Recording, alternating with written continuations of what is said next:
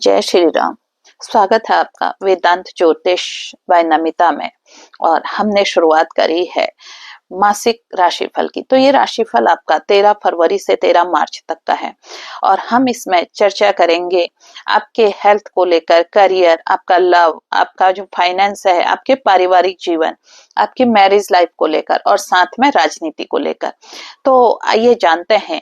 सबसे पहले हम बात करते हैं आपके स्वास्थ्य को लेकर। लेकिन अगर आपने अभी तक ये चैनल सब्सक्राइब नहीं किया है तो मैं आपसे कहूंगी चैनल को सब्सक्राइब कर लीजिए। सबसे पहले हम आपके ग्रहों के गोचर को एक बार जानते हैं। आपके ग्रह कहाँ कहाँ गोचर कर रहे हैं। आपकी राशि के पंचम भाव में जो है आपके सूर्य, शनि और बुध विराजमान है और छठे भाव में राहु शुक्र हैं, अष्टम भाव पर गुरु हैं और 9th हाउस में आपके मंगल और वहीं 12th हाउस में केतु। चंद्रमा इस पूरे महीने में आपके सारे भावों पर होते हुए आएंगे। इसी से हमने आपके राशिफल पर अब चर्चा करते हैं कैसा कैसा ये महीना आपके लिए रहने वाला है। तो सबसे पहले हमने अगर आपके स्वास्थ्य को रहना है तो स्वास्थ्य पर आपने थोड़ा सा सतर्क रहना है, क्योंकि जो राहु है वो आपके रोग भाव पर ही इस समय गोचर कर रहा है। इस महीने के स्वास्थ्य के मामले में सतर्क इसलिए रहना है क्योंकि आपका खान पान का जो अनियमितताएं बढ़ सकती हैं। खान पान पर आपकी बाहर पार्टी वगैरह अगर आप ज्यादा करते हैं तो उससे आपको क्या होगा, पेट से जुड़ी समस्याएं आपकी शुरू हो जाएंगी। अपच हो सकती है, एसिडिटी हो सकती है, पाचन तंत्र में गड़बड़ी होगी, आंखों में जलन होगी, मानसिक तनाव भी आपको घेर सकता है। मानसिक तनाव क्यों घेरेगा पता है आपको? मानसिक तनाव इसलिए घेरेगा क्योंकि राहु शुक्र जो है वो आपके दैनिक रूटीन में आ गए हैं, जो आपका रूटीन वर्क है, और उसमें पार्टी वगैरह ज्यादा होगी तो इससे आपका जो है तनाव बढ़ सकता है, क्योंकि अनिद्रा की शिकायत हो जाएगी। या आपके संज्ञा सुख को भी यहाँ से देख रहे हैं। अब हम बात करते हैं आपके करियर को लेकर। करियर में ये महीना आपका कैसे रहने वाला है। फरवरी में करियर का महीना आपका जो है वो एक लिहाज से ठीक भी रहेगा। अब देखिए, आप अगर जमीन वगैरह के काम करते हैं तो आपकी जो मंगल की 8वीं दृष्टि है आपके चतुर्थ भाव पर जा रही है। तो चतुर्थ भाव पर मंगल की दृष्टि जाने से आप इस समय नया वाहन या नया भवन, कहीं जमीन इत्यादि खरीदने के आपके योग बन रहे हैं, तो उससे आपको इस समय प्राप्ति हो जाएगी। सरकारी नौकरी में इस समय थोड़ा सा बदलाव का ये समय है, तो इस समय आप घर से दूर भी जा सकते हैं। सूर्य और बुध ने आपके साथ बुधादित्य का योग बना रखा है। अगर आप व्यापार करते हैं तो इसमें आपको उन्नति मिलेगी और नौकरी में आपको सम्मान मिलेगा, नई प्रगति मिलेगी। राहु शुक्र के छठे भाव में होने से जिससे व्यापार में आपके खर्चे बढ़ सकते हैं।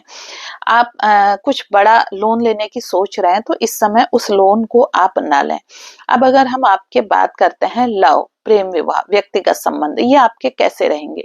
प्रेम संबंधों के लिए ये महीना आपका मध्यम रहेगा। क्योंकि आपके जो शनि और सूर्य एक साथ होने की वजह से आपका हो सकता है कि आपसी चीजों में मनमुटाव आ जाए। और इधर जो सूर्य है, सूर्य भी उस भाव को जलाने का काम करते हैं। वहां पर आपका क्या होगा, उस भाव से संबंधित प्रेम में आपका एरोगेंट बढ़ जाएगा, आपका ईगो आड़े आ जाएगा, तो उससे आपकी यात्राएं बाधित हो सकती हैं। अब हम अगर वैवाहिक जीवन की आपकी बात करें तो इस समय आपके वैवाहिक जीवन में कहीं तालमेल में कमी आ रही थी, वो ठीक हो जाएगा, क्योंकि आपके इस वैवाहिक भाव का स्वामी आपके पितृ कृपा से इस समय सही चल रहा है। उन पर आपके पितरों का आशीर्वाद है, तो मन मुटाव की चीजें ठीक हो जाएंगी। आप थोड़ी सी यात्रा वगैरह करके, अगर आप दोनों जीवन साथी पति पत्नी मिलकर, बच्चे अगर हैं तो बच्चों को भी नहीं ले जाएं, कुछ समय स्वयं के लिए निकालें और दोनों घूमने जाएं, तो इससे आपसी जो आपका एक दूसरे के प्रति थोड़ा सा रुझान कम हुआ है वो फिर से वैसे ही वापस आ जाएगा। आप जीवन साथी की भावनाओं को समझ सकते हैं। अगर आपके जीवन साथी अंदरूनी रूप से इस समय घिरे हुए हैं किसी समस्या से, तो वो आपको यहाँ अपनी समस्याएं बता सकते हैं, जिससे कि आपके बीच में रिश्ता गहरा होगा और आप अपने जीवन साथी को पहले की तरह वैसे ही ध्यान देने लग जाएंगे। अब हम बात करते हैं आपके फाइनेंस, धन की बात करते हैं।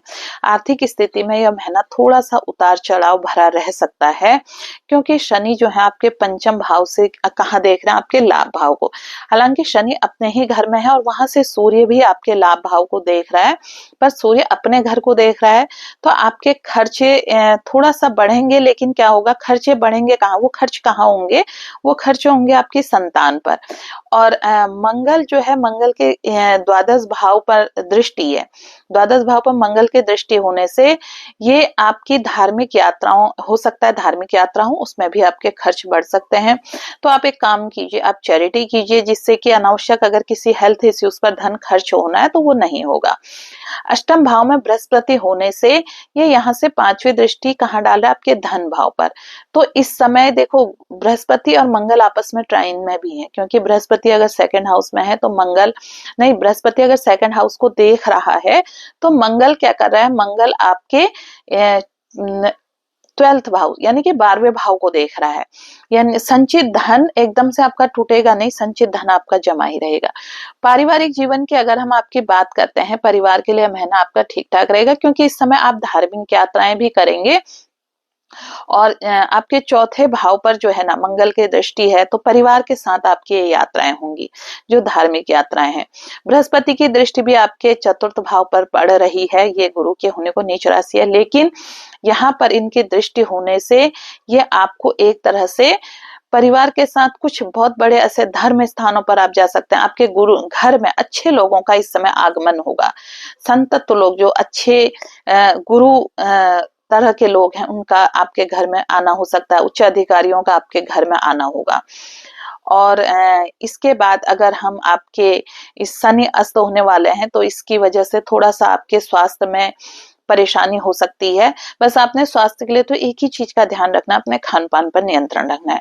मित्र और भाई बहनों का आपको अच्छा सहयोग मिलेगा। आर्थिक समस्याओं का हो सकता है आपके भाई को, अगर आपका छोटा भाई है तो उसे आर्थिक समस्या का सामना करना पड़ सकता है, लेकिन अगर वो कहीं सरकारी नौकरी इत्यादि की तैयारी कर रहा है तो इस समय उनके चयन होने की उम्मीद है।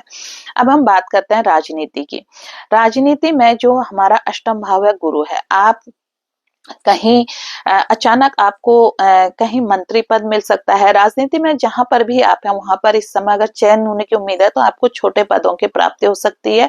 क्यों? क्योंकि राजनीति जो है हमारा अष्टम भाव है, उसका स्वामी शुक्र उच्च का होकर आपके छठे भाव में बैठा हुआ है और साथ में गुरु की दृष्टि चतुर्थ भाव में है, तो ये सिंहासन का घर कहलाता है।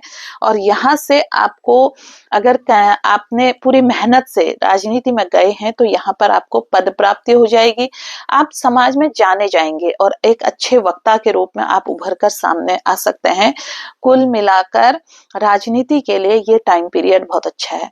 तो आपको कैसा लगा ये राशिफल? अगर आपने अभी तक ये चैनल सब्सक्राइब नहीं किया है तो आप चैनल को सब्सक्राइब कर दीजिए और शुक्र का बीज मंत्र और माँ लक्ष्मी की आराधना कीजिए, जिससे आपका ये महीना पूरा अच्छे से निकल जाएगा। कमेंट बॉक्स में अपने आप समस्याएं लिख सकते हैं, जिससे हम आने वाले समय में आपको आपकी समस्याओं से अवगत करते हैं। फिर मिलते हैं एक नई वीडियो के साथ, तब तक के लिए आप सभी को जय श्री राम और नमस्कार।